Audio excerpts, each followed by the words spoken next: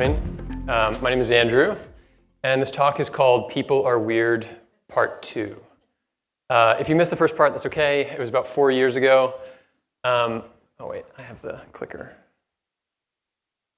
So this is called People Are Weird, Part 2, How to Make Buildings Adaptive.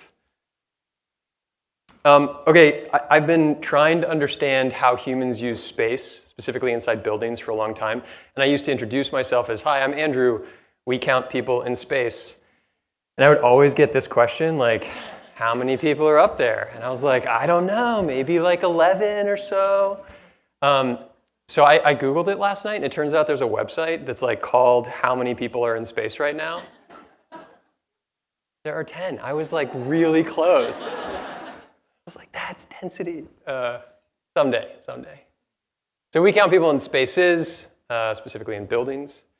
And one of the things that we've noticed over the years is that people do very weird stuff in buildings. And I want to show you what that looks like. And I also want to show you some of the data that we've encountered along the way. So this is circa 2018. So this is like OG density depth sensor. This is an entry-based system. We now use radar, but this is a very good visual. Humans congregate. They like show up and they also linger, which is very hard for sensors to make sense of, I should say. Giant televisions, we like bring stuff with us as we move through doorways. That's also extremely hard. Try telling a computer how to separate each human from the television. It's very, very difficult. This is the world's largest trash can.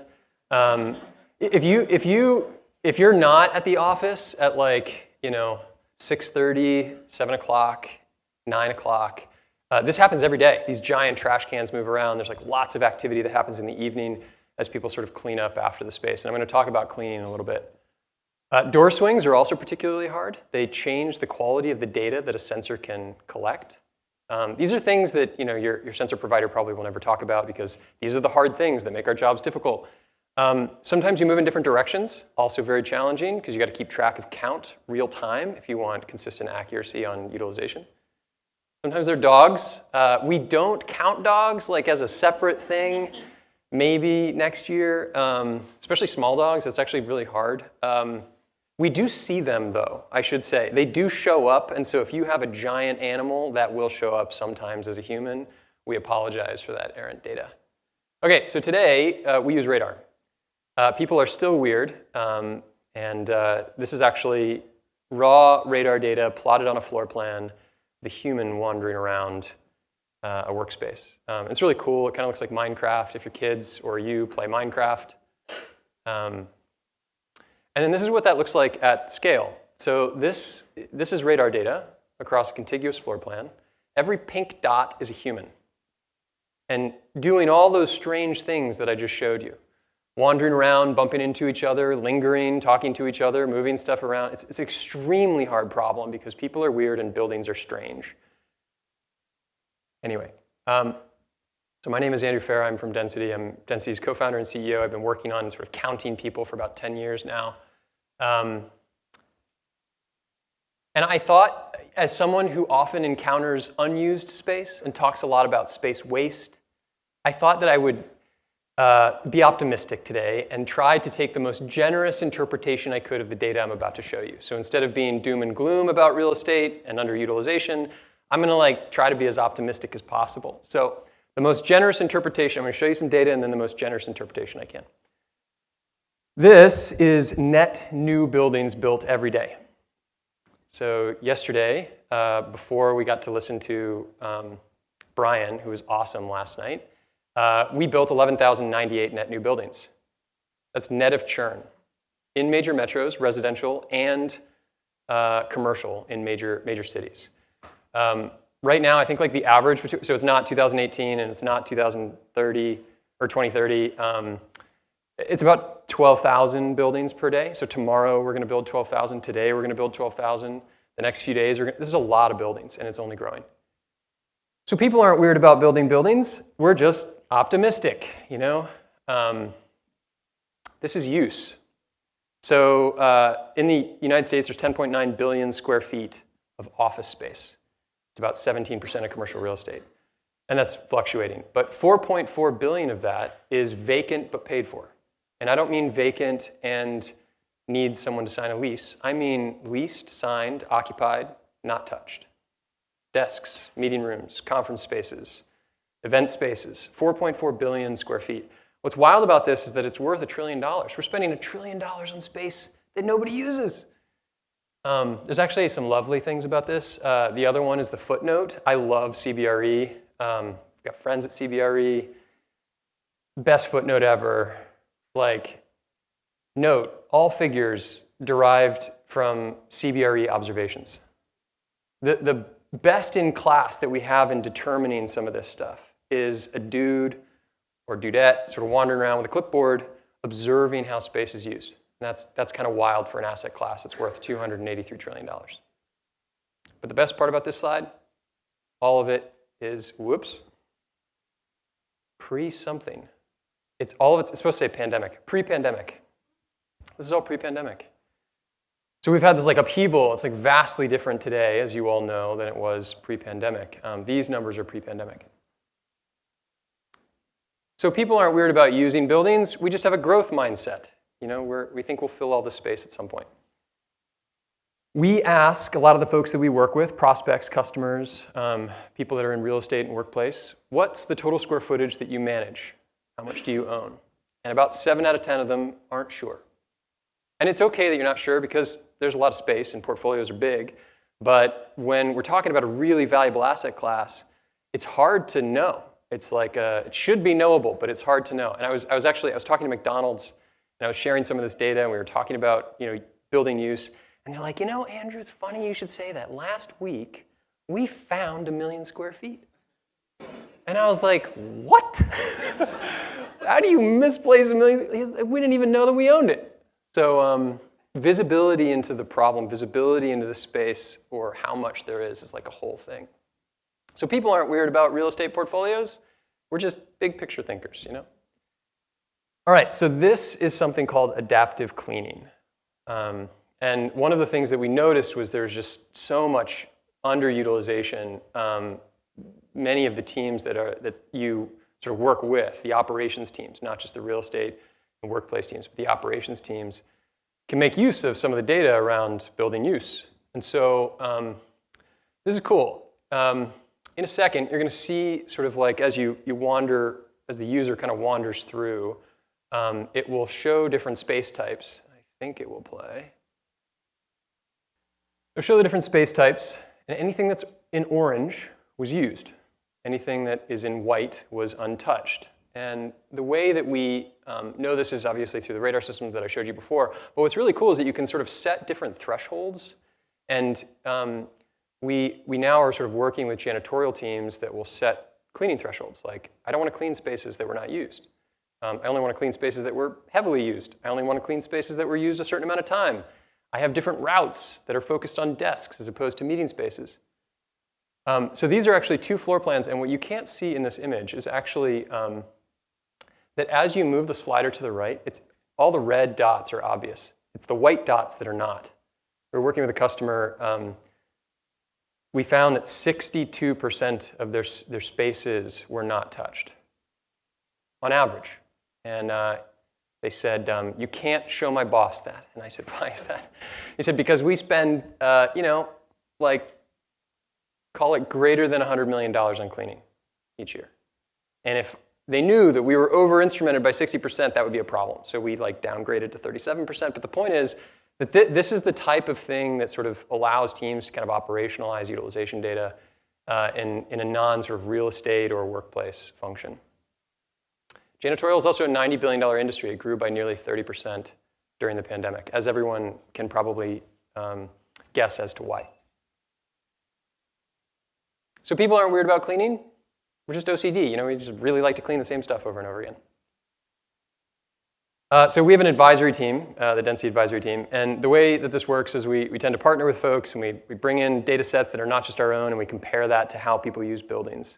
And one of the things that we were looking at was room booking data, and then comparing that to actual use.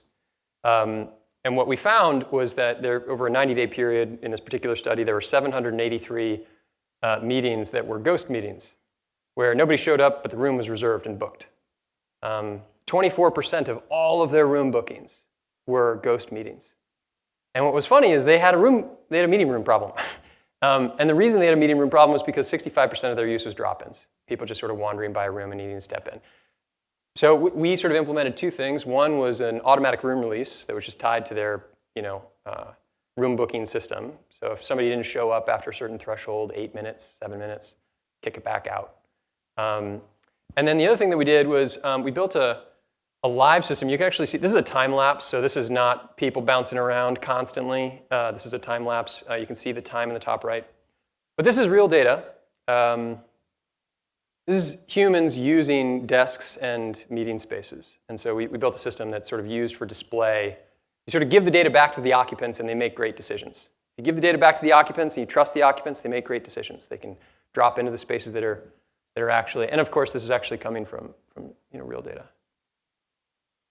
So people aren't weird about reserving meeting rooms. They're just planners, they're just like ahead of the game.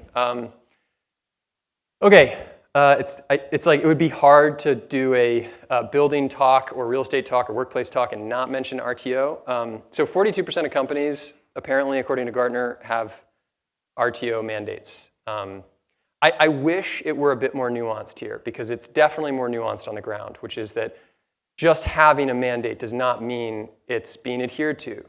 A mandate from one company is not the same as the definition of a mandate in another company. There may be regional requirements, there may be team requirements, and so I find this to be a bit misleading. I also find this to be misleading, but this is the expectation from a lot of companies, is that leaders are expecting the vast majority of their teams to return to office en force by the end of next year. I remember hearing this 3 times after the pandemic happened, and I'm sure you all remember, RTO happened like 6 times. It happened in like March of, April of 2020, it happened again in June, it happened again in September, it happened again in December, it happened again, and it just keeps happening, and it's happening right now for some companies. It hasn't happened at all for others. So people aren't weird about RTO. That's a lie. People are weird about RTO. People are very weird about RTO. And I was trying to be as generous as I possibly could on this one, but I actually think we could go as far as to say that people are chicken shit about RTO. I think we don't like making a clear statement in line on what it is that we're doing. Leaders especially. And so that's actually one of the things that we found. We did a study on utilization on specifically return to office for a large company. And what we found was 12% utilization, 14% utilization, 17% utilization, 68% utilization, 59% utilization, 72% utilization. And we were like, what is going on over here? And the client looked at us and said, oh, that's all the same team. And we were like, which team? And they told us who the team was. They said, yeah, that leader is actually really clear about the expectations of what you have to do if you're on that team. And so we sort of looked at all the data and we realized it doesn't matter how good your space is. I mean, I love good spaces, but it does not matter how good your space is. That's not what brings people back, at least insofar as this client is considered. What matters is how leaders show up, whether or not those leaders are clear, and if they set clear boundaries and expectations for what return to office is and isn't. And this is not to say that everyone should go back to office. This is not we are not supporting remote perspective. This is just simply begin with clarity and culture and then move into space design. Because the reality is that team that had 67% and 72%, they actually had very real space design needs. They were running out of meeting rooms. They were running out of desks. They were running out of video conferencing solutions. They had a lot of things that they needed to solve, but they couldn't get to that problem until people had come back and they had critical mass. And I believe there was a comment earlier about, are you measuring the number of people relative to a consolidated smaller office? You're always going to have sort of a high utilization. And I think what we call that is critical mass. Are you achieving critical mass in a building? And if you are, well, then there's this downflow of all these things you got to do. But if you never achieve critical mass, you can have all the window dressings you want. It doesn't really matter. Oh, we are experimenting on our own team. We shut off the internet. We did this thing called airplane mode, where we literally turn off the internet for 100 minutes. The team hates it. I'm just kidding. I'm just kidding. There's like a few folks that really hate it. There's a few folks that love it. There's a couple other folks that are sort of like mixed and not sure. But if you want to follow along with the experiments we're doing, you can just like download our RTO. It's like our density RTO experimentation. It's a very cool report. I'll leave that up for a second. Okay, so I realize I've only talked about people being weird and not talked about how to make buildings adaptive. So how do you make buildings adaptive? And my perspective on this is that if you want to make buildings adaptive, you need to measure how they're used. I'm biased. I've been doing this for a long time, but I would say like it is now possible to know how humans use space. It's possible to then take that data and inform many qualitative decisions that you may have about a building. It is now possible to like viably take this data and put it directly into your operations. And for what it's worth, this has been science fiction for 15 years. And in some cases, this is real. Those are real humans on a real floor plan. It's time lapse, so they're like bouncing around. There's like lots of movement. But this is real. And what's so cool about this is that this is the type of stuff that is going to very much power the future of real estate and power the future of workplace. And it's also just cool because people are super weird. Thank you. Wait, actually, do you have a quick couple of questions if you want? How you doing? One thing I just thought of when you were showing before about the cleaners is what I would want to know is what's happening after hours, like where are the cleaners going? Because sometimes I come in and I'm like, I've paid them to clean, but this does not look clean. Yeah. Can we use that data to go back at them? Yeah. I don't know that I would say like you want to fight the janitorial team, like go back at them, but I would say, these folks, actually I was on site with some folks last week, and we learned, one of the things that's very interesting is they actually are often trying to get, the day porters are actually trying to get in rooms that are busy and tied up, but they can't. And so they end up going around their route again and waiting for a break in the space so they can go in and actually clean. And so sometimes what you might be encountering is like, they didn't do their job, might actually be a function of like, it was so busy they couldn't. That said, verification of cleaning is very much possible now because you can see kind of like, where did they spend time? And then you can also do route optimization based on the spaces that were actually used. So short answer, yes. Andrew, thank you so much. Yeah.